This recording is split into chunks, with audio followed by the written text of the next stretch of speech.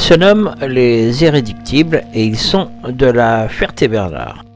Nous avons rencontré les Gilets jaunes de la Ferté-Bernard.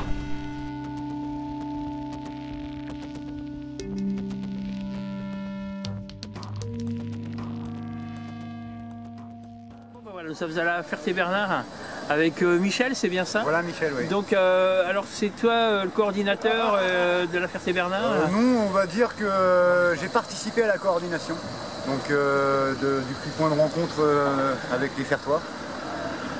Voilà, une autre personne qui a participé à l'organisation, Cédric. Et donc, toi, vous avez commencé le 17 novembre? C'est ça. C'est ça? Non, pour ma part, moi c'était le samedi d'après. Moi j'ai commencé à l'acte 2. L'acte 1, j'étais en privé, donc du coup l'acte 2, j'ai commencé. Alors qu'est-ce que toi, qu'est-ce qui a fait que tu t'es dit, tiens, je vais me lancer dans les Gilets jaunes? Il y a quelque chose, tu as du mal à t'en sortir aussi, tu galères? Alors moi je suis en intérimaire, donc je navigue entre soit le salaire de smicard intérimaire, soit le chômage. Et voilà. Mais c'est surtout le fait que jusqu'à présent, je faisais comme la majorité des Français, je gueulais sur mon canapé. J'étais jamais content parce qu'on se faisait constamment enfumer. Et les gilets jaunes, bah, je me suis dit, c'est bien de gueuler sur son canapé, mais de le faire savoir, c'est mieux. Donc du coup, bah, j'ai pris mon gilet jaune, j'ai pris mon courage, pas de parapluie et j'ai été sous la pluie. Voilà. Les premières actions que vous avez fait, c'est, je présume, les blocages du rond-point de l'autoroute à Ferté-Bernard. D'accord, oui, on était d'ailleurs, il y a des images sur le voilà. perche web, bien sûr. On était nombreux, c'était bien. Voilà. Ça a montré à notre président qu'on était là. Et depuis, vous êtes calmé un petit peu, il y a eu beaucoup de soucis sur la Ferté pour le blocage? Il y a forcément de soucis, c'est surtout que les gens ont pris conscience que les blocages, ça ne servait plus à rien à un moment donné. C'était valable les 2 premières semaines pour vraiment se montrer et voilà, expliquer aux gens pourquoi on était là, pourquoi on était dehors malgré le froid, malgré tout ça. Maintenant, on est plus l'heure est plus à la communication et à faire valoir nos revendications, obtenir des rendez-vous. Et voilà, avec la période des fêtes, montrer que malgré les fêtes, on est quand même là et on continue de se battre toujours pour la même chose. Et ici déjà, vous avez eu un rendez-vous avec le sous-préfet, le préfet de la Sarthe? Alors nous, personnellement, non. D'autres membres Gilets jaunes de la Ferté ont eu un entretien avec le député. Donc, ils ont engagé un dialogue pour essayer de dénouer un peu le conflit, en faisant valoir nos revendications qui sont censées être remontées et ça s'est très bien passé. Après on n'en sait pas plus parce qu'on n'a pas encore eu l'occasion de se concerter avec les autres groupes qui sont aujourd'hui présents à l'Éclair et la zone de Jouet Club. Alors là vous vous montrez à la Ferté-Bernard, mais pourquoi? Je sais pas, est-ce que vous avez un cahier de doléances, quelque chose ou Alors, on a un projet sur lequel nous travaillons, donc les feuilles, voilà. Donc, ça c'est le projet sur lequel nous sommes mis à travailler. Donc c'est les prémices, hein, pour l'instant bien entendu, c'est pas fini, loin de là. Donc c'est ce document-là. Alors qu'est-ce qu'on y trouve dans ce document? Dans ce document, on y trouve déjà le référendum d'initiative citoyenne, la possibilité de modifier la Constitution grâce à ce référendum, la mise en place d'un salaire minimum de 1 500 € net pour 2019, puis il s'indexera automatiquement sur le coût de la vie, ce qui est logique. Automatiquement pour les invalidités, les adultes handicapés ainsi que les retraites, automatiquement indexées sur le salaire minimum, pour la simple raison, c'est qu'il n'y a pas de raison qu'il y ait une différence pour un tel ou pour un autre. On est tous français, on est tous conçus pareil. Le problème c'est qu'il y a beaucoup de gilets jaunes qui sont plus ou moins focalisés sur leur situation personnelle. Oui, voilà. Et on n'a pas forcément parlé des bons sujets dès le début. À savoir justement oui, la diminution des aides pour les personnes handicapées, pour les retraites, tout ça. Et c'est pour ça que nous, ça nous tient à cœur aussi, parce qu'on a tous, nous, dans notre entourage, quelqu'un qui a une reconnaissance d'handicapé plus ou moins grave. On a tous quelqu'un dans notre entourage qui a la retraite, et justement, c'est des choses qui nous tiennent aussi à cœur, parce qu'on est indirectement impacté par cette situation-là. Et c'est l'avantage de faire ça en concertation, c'est qu'on va tous avoir des idées, et on va pouvoir les partager, travailler dessus, parce qu'on a forcément tous des idées déjà de base différentes. Voilà. Et le fait de regrouper tout nous permet de travailler et de sortir quelque chose de concret, de solide. Et c'est pour ça que le référendum citoyen, c'est ce qui aiderait justement à faire valoir les idées de tout le monde. Ensuite, ça laisserait quand même un sacré panel de personnes qui seraient capables de voter ou non ces lois-là. Mais ça apporterait un réel plus, plutôt que de pondre des lois comme la suppression de l'ISF, qui fait quand même perdre plus de 3 milliards d'euros aux caisses de l'État. Et ces 3 milliards d'euros, malheureusement, c'est toujours les mêmes qui doivent piocher dans leur poche et faire les fonds de placard. toutes les personnes qui sont gilets jaunes aujourd'hui, mais pas que, tous les citoyens qui sont aussi chez eux et qui ne peuvent pas manifester mais sont totalement d'accord avec ce mouvement. Donc voilà, donc ensuite nous retournons. Donc, l'instauration d'un revenu universel indexé à hauteur de 50% du salaire minimum, pour la simple et bonne raison, c'est que tout le monde a le droit de vivre, de boire et de manger, et d'avoir un lit. Parce qu'on voit toujours des politiques qui nous disent donnez, donnez, donnez, mais eux ils ne donnent pas, eux ils prennent. Donc à un moment donné, voilà, l'équité c'est ça, le but de la France c'est l'équité, il ne faut pas l'oublier. Ça c'est quelque chose qui me tient à cœur, c'est qu'on a un slogan en France. Et ce qui serait bien, c'est que ce slogan soit respecté. La liberté, c'est simple, il y a 1h30, 11 gilets jaunes, 12 policiers, juste pour prendre nos coordonnées. Résultat, les gens, de toute façon, même le policier l'a reconnu, les gens, ils ont eu peur. Donc c'est pas normal que la population ait peur des gens qui sont censés les protéger. Il n'est pas normal non plus que les gens aient peur des gilets jaunes à cause des censures de beaucoup de gros groupes. On ne va pas citer de sources, mais beaucoup de groupes télévisés comme BFM et tout ça, qui censurent énormément et qui montrent un peu les images de panique. Et c'est ce qui aussi salit le mouvement. Ça donne une image complètement différente de ce qui se passe vraiment dans la rue. La preuve, nous, on parle avec les commerçants, les gens s'arrêtent, on offre des bonbons aux enfants, on souhaite de bonnes fêtes et les gens commencent à prendre conscience que même s'il y a des casseurs, c'est pas du tout la majorité du mouvement.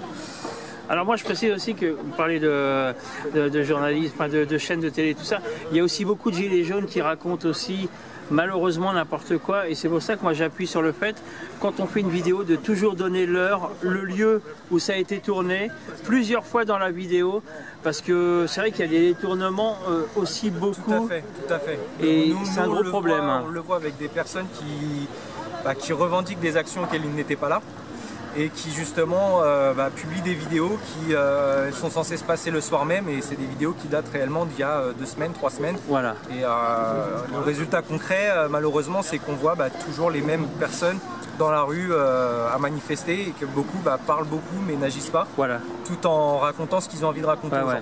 Et c'est vrai que c'est dommage, c'est quand on met une vidéo en direct et qu'en fait ça s'est déroulé 2 ou 3 semaines avant et que les gens se pointent sur place et qu'il n'y a personne, c'est tout le mouvement qui prend une tarte. Tout à fait, comme c'est le cas avec les casseurs, comme c'est le cas avec toutes ces choses-là qui salissent le mouvement et qui justement donnent une mauvaise image parce que on passe pour des poseurs de lapins, parce que justement les fameuses vidéos d'il y a 3 semaines, et comme vous dites, les gens se déplacent et il n'y a aucune manifestation, ou alors c'est complètement détourné, et on a eu le cas nous dans nos rangs d'une vidéo qui a été complètement sortie de son contexte, où une personne est passée avec son enfant juste boire un café et discuter avec nous, et ça a été détourné dans le sens où cette personne manifestait avec ses enfants. Il y a beaucoup de dérives, que ce soit aussi bien au sein des Gilets jaunes qu'au sein des autres personnes. Voilà, c'est bien dommage pour le mouvement. C'est bien dommage pour le mouvement. Voilà. Éric Drouet, donc du coup on vient d'avoir une information, Éric Drouet se serait fait arrêter à Paris sur les Champs-Élysées, c'est ça, non? Il s'est fait arrêter à Paris. Juste à Paris? Ah oui. Il y a un monsieur qui nous en a... on aura sûrement l'occasion de le voir, puisque il s'arrête très souvent à Margon, savoir si un jour vous voulez le rencontrer. La nuit il s'arrête à Margon avec son camion, il vient boire son petit café. Alors il est très important que notre gouvernement comprenne que Éric Drouet n'est pas notre leader. C'est un habitant de la France et un habitant de la Terre, et on n'a rien un leader, et donc il n'y a aucune raison qu'il soit arrêté au titre de leader des Gilets jaunes. Il faut quand même bien que le gouvernement en prenne compte. C'est que toutes les personnes qui sont présentes dans toute la France n'ont pas attendu que quelqu'un leur dise « allez-y ». Ils y ont été parce qu'ils ont envie d'y aller. Parce qu'ils sont concernés par cette situation. Voilà. Et Éric, de toute façon, on le soutiendra. Alors, les actions à venir sur la Ferté-Bernard, là, vous faites une pause pendant Noël ou vous restez sur le terrain toujours? Concrètement, il y aura constamment des gilets jaunes dehors. Il y a des personnes qui, malheureusement, n'ont pas forcément les moyens d'aller voir leur famille à plusieurs kilomètres et qui seront seuls, et qui, justement, resteront sur le terrain pour bien montrer que le mouvement ne se meurt pas.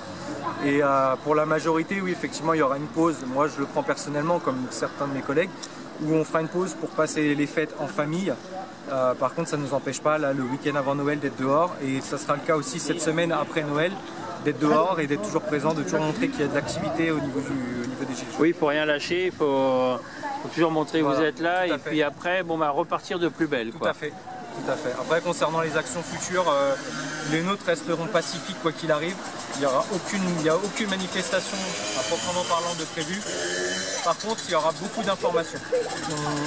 On pense très sérieusement renouveler l'opération d'aujourd'hui à différents endroits sur La Ferté-Bernard et sur les alentours. Parce que malheureusement, il n'y a pas grand-chose à faire dans les petites communes, mais il y a beaucoup de personnes qui ne se déplacent pas, ne sachant pas trop où aller. Et on compte aussi aller dans les petites communes, montrer que le mouvement est présent, tout en expliquant pourquoi on est là. Surtout les petites communes qui souffrent beaucoup. Hein. Voilà, c'est vrai que niveau transport, médecins, ils souffrent aussi beaucoup. C'est ça. Voilà. Donc, ce qui fait que ça nous tient aussi à cœur d'être présents dans les petites communes. Comme pour la majorité, on habite des petites communes aussi. La Ferté-Bernard, c'est principalement un point de ralliement. Mais on veut montrer aux personnes n'ayant pas les capacités ou les moyens de se déplacer qu'on est là et qu'on ne les oublie pas non plus et que contrairement au gouvernement, nous on se bat pour leurs droits tout en se battant pour les nôtres. De toute façon, il faut partir du principe qu'on est tous français. Donc de toute façon, on est tous touchés directement ou plus ou moins indirectement. Et le seul moyen de nous entendre, c'est qu'on soit solidaires. Donc peu importe quoi que ce soit, les journalistes ont essayé d'incriminer certains via des partis politiques, via des syndicats. Mais avant tout, de toute façon, c'est forcément des Français. Donc c'est forcément des gens qui subissent. Avant tout parti politique ou quoi que ce soit. C'est vrai que c'est pour ça que Gilets jaunes, c'est un petit peu, au début c'était bien, mais à force, c'est vrai que c'est un mouvement des citoyens et parce que le nom Gilets jaunes, ça n'entache pas le mouvement. Parce qu'il y a, par exemple, moi j'ai jamais de Gilets jaunes, mais ça n'empêche pas que je soutiens, mais je n'ai jamais de Gilets jaunes. Après, le gilet jaune, c'est pas forcément... on a du soutien de beaucoup de personnes qui n'ont pas le gilet jaune sur eux, ni même dans leur voiture. Nous, ça nous tient à cœur de le garder pour la seule et bonne raison, c'est que ça montre aux gens pourquoi on est là. Juste la couleur, les gens savent très bien à qui ils ont affaire et pourquoi on est là. Après, concrètement, ça n'a aucune valeur parce que on n'a pas envie d'avoir d'étiquette, on n'a pas de leader, on n'a pas de responsable, on n'a pas tout ça. On fonctionne avec une démocratie parce qu'on prend toujours les décisions en votant à la majorité, mais on fait partie vraiment d'aucun groupe. C'est vraiment, voilà, c'est juste pour montrer aux gens, on fait partie de ce mouvement-là. Après, chacun a sa liberté d'expression, chacun a ses idées, chacun a ses revendications. Alors pour finir, qu'est-ce qu'on peut rajouter? À la limite, si on pouvait nous accuser d'appartenir à un groupe, ce serait le groupe français. Après, de là, personnellement, j'opterais pour une démission du président et de son gouvernement parce qu'ils n'ont pas lieu d'être. N'importe quel salarié vous le dira, quand son patron n'est pas d'accord dessus, il n'est pas content de son travail. On le dégage. Il le licencie. Donc moi je dirais à M. Macron au revoir et puis laisser la place à quelqu'un de peut-être plus compétent. Vous ferez mieux peut-être un jour, je l'espère pour vous. Après, de toute façon, Monsieur le Président, tant que vous serez président, moi je serai dans la rue. Et ça va être le cas d'une majorité de personnes, de citoyens, de gilets jaunes et de tout Français. Je n'ai pas voté pour vous, j'en suis d'ailleurs content. Et votre travail ne me convient pas. Clairement, mais que ce soit vous ou votre gouvernement, ça ne me convient pas. Et au jour d'aujourd'hui, de toute façon, aucune des personnes qui sont présentes en politique ne me représente. Je ne me vois dans personne. Ils sont tous en train d'essayer de nous faire passer des pilules sur les petits groupes communautaires pour diviser le peuple, alors que le peuple, c'est tous le même. Ouais. Il n'y a pas de différence de couleur, de quoi que ce soit. On est tous français. Donc à un moment donné, on subit tous, plus ou moins en fonction des personnes, mais c'est ça. Donc, tout ce système de politiciens véreux, ça je l'assume en disant véreux, parce que je le pense, ça n'a plus lieu d'être. Vous voulez du changement? Le changement c'est maintenant? Eh bien agissez, Monsieur le Président, démissionnez. C'est la journée des bonbons. Eh ben voilà. De bonnes fêtes à messieurs. C'est sur ce mot qu'on terminera. Par contre, avant de finir quand même, comment vous joindre le groupe des Gilets jaunes de La Ferté-Bernard? Alors nous, concrètement, le groupe qui est ici, on a une page Facebook qui s'appelle Gilets jaunes les irréductibles. Et il y a également la page de nos collègues qui sont actuellement en train de faire une collecte dans les magasins, les Citoyens en Marche. Voilà, les deux groupes Facebook sur lesquels vous pouvez retrouver tout le mouvement de La Ferté-Bernard, auquel beaucoup de gens des alentours se rallient. Et c'est là-dessus que toutes les personnes sont invitées à s'inscrire pour rejoindre le mouvement. Et il n'y a pas de petites actions, on tient à le rappeler, que chaque soutien compte, que ce soit dans la rue ou le soutien logistique pour le café, pour les mises en place et tout ce qui s'ensuit. Il n'y a aucune petite action, toute action compte. Et que c'est grâce aux citoyens qui se joindront à nous qu'on arrivera à quelque chose.